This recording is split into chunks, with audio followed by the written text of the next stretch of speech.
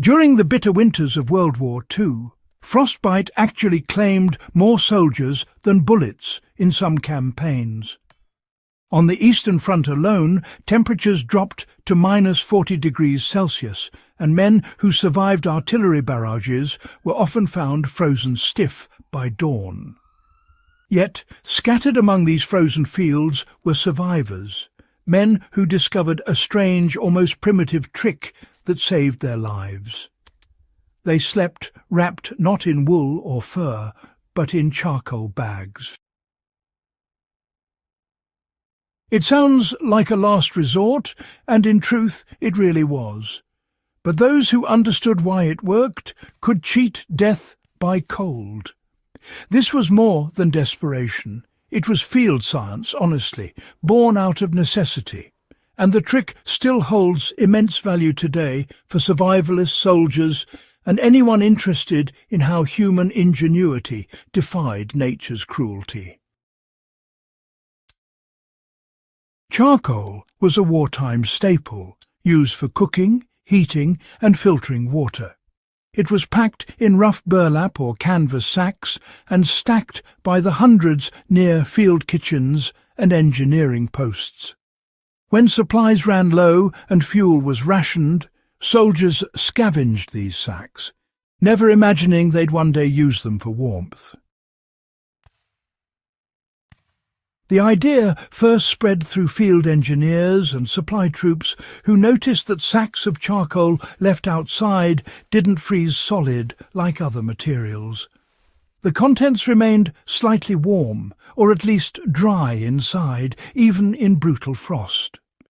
Soon, desperate soldiers began cutting open the bags, shaking out some of the dust and crawling inside. The combination of carbon dust, trapped air and fabric insulation worked better than any frozen blanket. By the winter of 1942, reports circulated among German, Soviet and Finnish troops alike. If you found a charcoal sack, you could live another night. It wasn't elegant, but it worked. Charcoal has a unique property. It's an excellent insulator. Unlike ordinary ash or soil, charcoal traps air within its porous structure, reducing heat loss by conduction. In simpler terms, it slows down how fast your body's warmth escapes into the cold. It also absorbs and redistributes heat evenly, keeping the air around your body stable. When soldiers lay inside or between charcoal bags, the air pockets within the carbon acted as micro-heat cells. Even without a fire, body heat reflected off the fine charcoal particles and was retained instead of being lost to the frozen ground or cold air. The fabric of the bag, usually burlap, added another layer of trapped air, creating what modern science calls thermal lag. Another subtle advantage was dryness.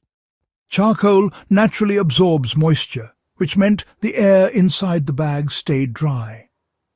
Dampness is what kills in cold weather. It speeds up heat loss by many times. The charcoal bags, dusty as they were, created a dry cocoon around the body. Soldiers would even dust themselves lightly with charcoal powder to reduce frostbite risk. Accounts from both German and Soviet frontline medics describe soldiers wrapping themselves in charcoal sacks after exhaustion or injury. Some filled the sacks halfway, tied the ends with wire or rope, and used them like sleeping bags.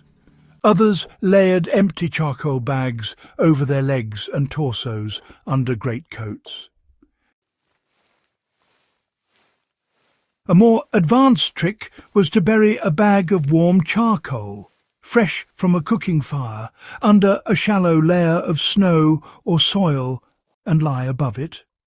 The warmth would radiate gently through the ground without smoke or light, allowing a soldier to sleep undetected. This technique, called blackbedding among Finnish troops, kept men alive in subarctic patrols when lighting fires meant certain death. In partisan camps, entire sleeping areas were lined with emptied charcoal sacks to create insulated bedding. You see, the low conductivity of charcoal meant that even when the air above was freezing, the temperature at ground level stayed survivable. One Soviet partisan wrote in his memoirs, "The charcoal sacks were filthy, but they were life. The man who slept on snow froze. The man who slept on charcoal woke up alive." Modern survivalists can still apply this principle with surprising effectiveness. If you're caught outdoors in cold weather without proper gear, your goal is to trap air and prevent heat transfer. Charcoal can do both. Start by filling a breathable sack, like burlap, linen, or even a pillowcase, with charcoal pieces. Avoid fine powder. You want air gaps. If you can, warm the charcoal near a fire first without igniting it and then seal it. Use it beneath your sleeping area or wrap it in another fabric to prevent direct contact with the dust. The result is a primitive but powerful heat retention system. You can also use smaller bags as hand or foot warmers. Just fill them loosely, tie them off, and slip them into your clothing layers. The porous charcoal will, reduce heat loss through conduction, while any residual warmth from your body will circulate longer within the air pockets. Even in non-survival use, this principle inspires modern tech. Thermal pads, vehicle insulators, and even space heaters use carbon-based materials for the same reason. It traps heat, resists moisture, and regulates temperature. What soldiers discovered out of desperation has, become part of modern material science. The charcoal bag trick stands as one of the countless quiet innovations born from human suffering and survival instinct. It's a reminder that during the war, technology didn't always mean complex machinery. Sometimes it meant turning a bag of dust into a lifeline. Across the Eastern Front, tens of thousands froze to death, but the few who lived to tell their stories often shared this same lesson. Survival favoured those who observed, adapted, and improvised. Charcoal, something so ordinary and overlooked, became one of the simplest yet most effective defences against the merciless cold. That knowledge didn't end with the war. It carried on in stories told by veterans, in post-war survival manuals, and among off-grid pioneers who studied their ingenuity.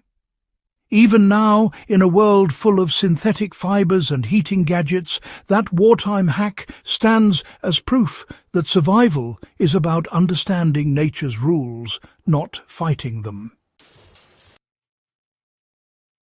For historians, these stories aren't just curiosities. They are testimonies of endurance. For survivalists, they are blueprints. In a future where energy reliability is uncertain and winters grow harsher, knowing how to turn basic materials into thermal protection could again mean survival.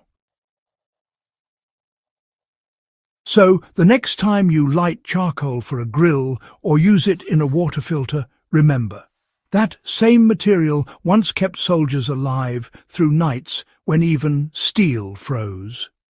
It's a humbling example of what resourcefulness truly means.